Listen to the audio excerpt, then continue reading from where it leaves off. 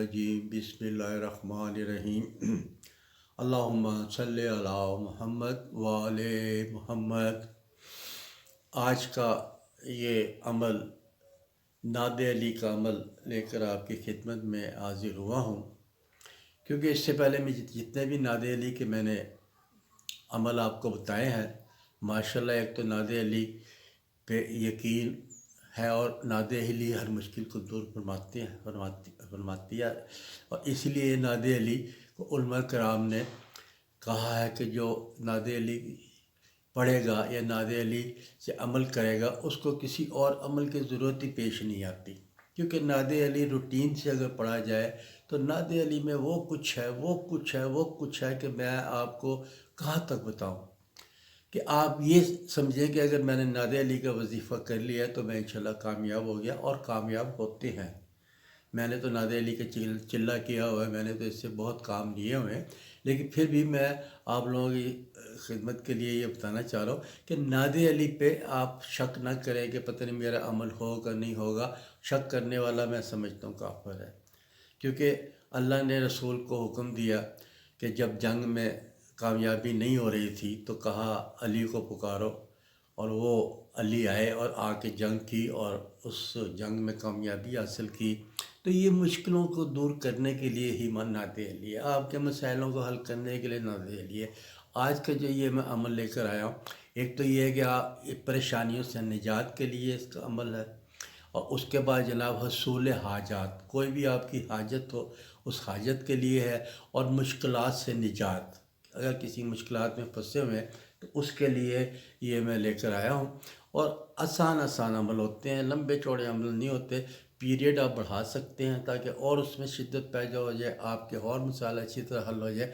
इसके लिए अगर परेशानियों से निजात चाहते हैं आप, कि आप किसी मसले परेशान हैं और परेशानियां ख़त्म ही नहीं होती, तो उससे निजात के लिए चाहते हैं, तो आपने इसको 14 दफ़ा नादे अली पढ़नी है डेली, और ये 20 दिन का अमल होता है। और उससे पहले आपका काम हो जाए तो बहुत अच्छी बात है। तो आपने 20 दिन पढ़ने, लेकिन ये अमल 14 दिन का है। आपने 14 दिन तक इसको पढ़ना है और 41 मरतबा पढ़ना है नादे अली।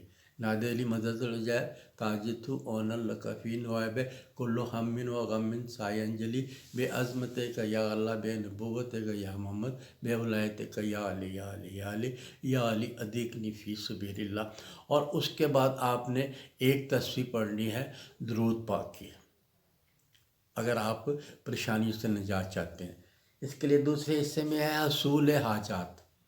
अगर आप कोई हाजत रखते हैं, हाजत आपकी पूरी नहीं हो रही, हाजत को पूरा करना चाहते हैं, तो उसके लिए भी आपने 41 दफ़ा इसको नादे अली को पढ़ना 14 दिन तक की, और एक तस्बीह पढ़नी है या ज़ुल जलाल वल इकराम जी, नादे अली के बाद पढ़नी है ज़ुल जलाल वल इकराम।